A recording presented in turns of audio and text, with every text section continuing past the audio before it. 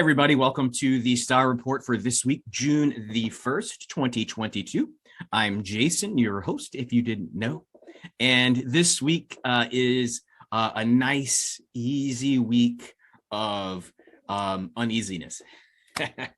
So we've been over some very intense things over the last 3 weeks, right? It's been in Mercury retrograde. And just recently, probably Monday, Tuesday, we had our new moon.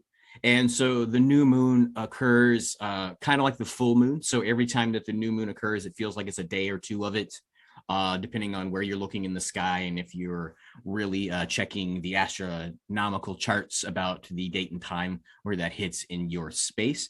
But basically, the new moon is the dark moon, or when there's no light on the moon. And the moon, or the lunar cycle, is actually began and ended on the new moon. So the 28 and a half day 29 and a half day, right? Cycle of the lunar cycle is the beginning is with the new moon. And so that new moon happening on Monday, Tuesday, here towards the end of Mercury retrograde, was really this time where we were sort of in our own shadow, and everything that was going on that you were addressing over the last 3 weeks, everything that culture was addressing over the last 3 weeks, you were sort of left in that Monday, Tuesday. Also with the idea of Memorial Day being there, you were left in those memories of those residuals of what you'd been working on, in the memory of things that had brought you to those places. And so being there in the shadow of that moon, you sort of have the opportunity to be just with yourself and your thoughts. And so sometimes that feels a little heavy. Heavy because it's just you thinking about all of those things, and they're all there, and it's sort of dark. And a lot of us are people of the light who are driven by the sun. And so we like to have the energy of the sun to sort of help us go, to give us life. And so when we're there in that dark moon and having to think about those things, sometimes it becomes heavy. Also, if you think of the moon as the director of the tides, I believe that's an astronomical understanding, that the moon will pull the waves up when it's full. Right. And so that light, that magnetism pulls up. Right. And so when you are naturally in the full moon, you're pulled straight. Right. So that your status, your stance, your posture is upright. And so the energy flows through well. Right. And so you're very energetic or explosive in your energy. And then when you're not being pulled by that moon, you feel sort of collapsed down. Right. And so that sort of leads us into this week, where today, Mars and Jupiter are sort of affecting that last little bit of residual, right? And so Mars and Jupiter are asking us, what are we going to do about these things we've learned about ourselves, and these things that we've learned about our culture, and these things that we sort of see for our future, and what we would like to build, either in addition to or instead of what we are currently building right now, or have built up until now. And so the good news is that on Thursday, Friday, definitely by tomorrow, Thursday, Mercury starts to decide to move back direct, and will fully be direct by Friday-ish. And so this Mercury, the reason why it's been intense and why the new moon was intense, is that the return of all these old things have been coming up, right? And we're on like lots of really long, large cosmic cycles. So these have been old things, not necessarily from just the past couple of months, but maybe the past couple of decades, that have been working itself out with us. And so this contemplation of this old stuff is, I won't say coming to an end, but definitely by Thursday, Friday, you should be able to sort of feel a release of breath, right? And so when that happens, the next astrological thing that's sort of effective, right, and this is interesting that it sort of happens like this, the stars are really always about making sure that you've made decisions, and that there's things that you should be watching for yourself, and the universe likes to ask you if you're sure. So May is usually dominated by the sign of Taurus. In the sun, right? So it's the sun sign of Taurus. And we know last week we moved into Gemini, which is the twin. And so that whole idea of Mercury retrograde is how are we separating from our old self? Or how have we been too split up in ourselves, and sort of looking for our center, and what do we want to keep at our core, and what do we want to let go? And so, and then sometimes that could be about looking to the past and the future. So what can we learn from our past and move into the future with as we hold our core?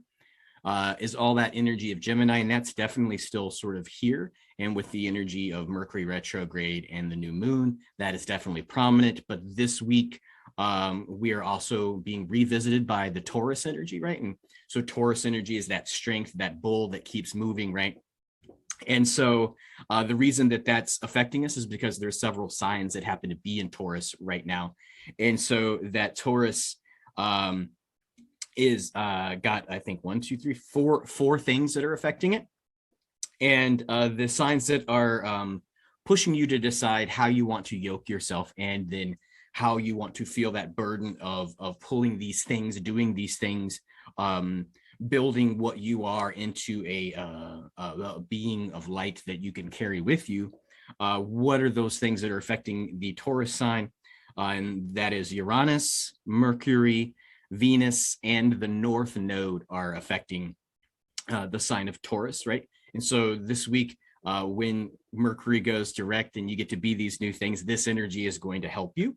And so Uranus is about radical change, right? If you haven't already thought about or been deciding that you wanted to do radical change, or that maybe you wanted to change in increments because you didn't have the capacity, or you didn't know how, or maybe the stars weren't aligning for you to use all of your power, that would be a misnomer, because this Uranus is actually saying, yeah, if you're ready to do radical things, we're ready to sort of send it in there, right? And then the Mercury in this Taurus, right? This will be about communicating your new story, right? The whole idea of going these retrogrades and doing internal change is not so that necessarily you can do all these things in secret, but so that you can communicate what's happening on the inside, and that you're this new person, you're doing these new things, right? Whether that be in relationships, or whether that be just in your identity, or even your career choice kind of things that we're sort of coming to resolution with here in this Mercury retrograde. And then the next sign is Venus. Usually we assign love to Venus, right? So you might be having to work on things that you love, or how to love, or being in love. But it also is the sign of jealousy too, right? So love and jealousy go hand in hand. And so jealousy really is about that you're gelling lousily with each other, right? So gel lousy, right? When you have jealousy in a relationship, it means that you're not gelling together well, right? And so you've made a terrible Jello salad, and the items aren't mixing together, right? So maybe if you want to continue with that relationship, you want to work on the communication with this Mercury in radical changes, right? You can radically change the relationship and stay in it, or you can just make radical change and realize that you aren't ever going to gel with the people in your life, or the person in your life that you're having this jealousy problem with, and you should move on. And that energy of Uranus and Mercury are there, right? And so the last thing that's sort of affecting us right there is the North Node, right? And so the North Node being in Taurus is really sort of the tell of why I was driving with these other three signs, what Taurus is having us to do. When the North Node is in a sign, it is really telling you these are the things that you should be working on, right? And so the combination of all these things being in North Node is saying that these aren't things that you need or you already have. These are things that you need to develop, right? And so you need to develop the idea of how it is to love yourself, how it is to be in love, and then how to communicate that so that you don't get stuck in another cycle that extends for however many weeks, months, and even years and decades. So that's what's happening here in the beginning of the week, and what you're sort of feeling the push after the new moon. You're like, the new moon's over, I should start to feel fantastic, right? So this is the idea that there's still work to do. I know that the bull is not an ox, but you might want to think of the same thing, that putting the bull to work is going to feel like effort. But once you start to move in that way, then it starts to have easier steps. And then I guess it's June 5th. So is that next Tuesday? Who knows? I think it's maybe next Monday. And June 5th is the last affect or effect that's happening in the stars this week that you need to pay attention to.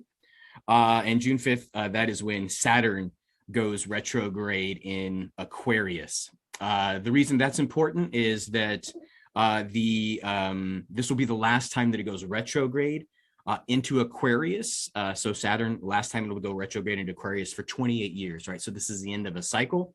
And it usually sort of stays there for about 2.5 years in a sign. So the big important sort of thing is that, what does Saturn do? Saturn is a teacher, sometimes called a harsh teacher, right? So it gives you the hard lessons. If you're into martial arts, it's a sensei that is going to keep knocking you down and not coddle you until you get up and learn how to defend yourself from the blows that sensei is giving you on the mat. And so that idea that Saturn is a harsh teacher and has been here for 2.5 years, right? And so just think about 2.5 years. Saturn entered into Aquarius this last time in March of 2020, right? So that whole energy of that harsh teacher of what's gone on in our world and in our society over the last 2.5 years is important to realize. And so it's going to go retrograde, seeing, checking, double checking, having us relearn or intensify the lessons, right? So it's almost like the pop quiz at the end of class. Have you learned the stance? Have you learned have you managed to build the capacity to understand that sensei with his strikes and blows on the mat has given you the ability to defend yourself, to claim your own sovereignty and grow from, and therefore build upon what you've learned in the lesson. And so just sort of paying attention that it's going to be the last time in 28 years. And if it entered in March of 2020, then the last time it did that was 28 years from 2020, which would have been 1992. Right. So in 1992, we also had lots of things of upheaval and change. And so you can sort of mark what kind of lessons or what kind of things that are happening on your inside. Like in 1992, I was still in high school. But I remember it was a good year.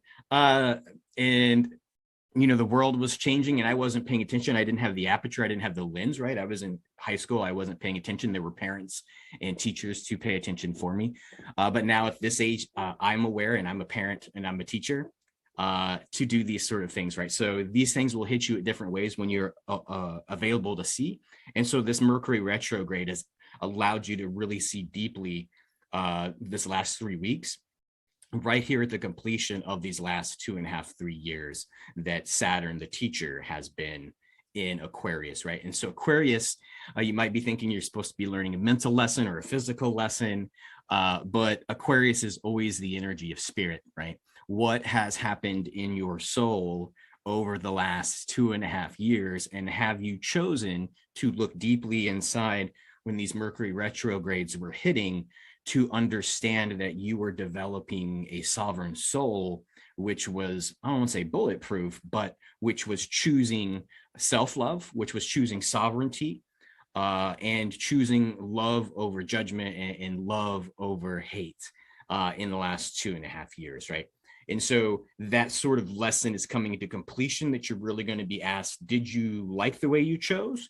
Would you like to choose differently? And what are you going to do until October, right? Probably almost till around Halloween, right? So All Hallows Eve, where there's more cosmic stuff that's happening, and the Day of the Dead, right? So if there isn't anything that you haven't learned or anything that you haven't laid to rest, this retrograde being taught to us by Saturn is going to be over by Halloween, and you can have a rebirth. So I hope that was interesting week for you. It's a lot of energy. It's really cool stuff. Maybe some new concepts for you. You'll notice I didn't mention the sun. It's been very quiet, right? So all of the stuff that's been happening over the last week and probably over the next week, based on what the sunspots are looking like, is going to be interior work, divine feminine work, lunar work, and then of course, teaching work from the larger planets like Saturn. So like and subscribe to the channel if you like. If you're feeling under the weather or overwhelmed by lots of this energy and you're in the area, by all means, go and find me on New Dimensions Crystals and Reiki and book yourself an energy session so we can sort of work that out together. And until next time, many blessings.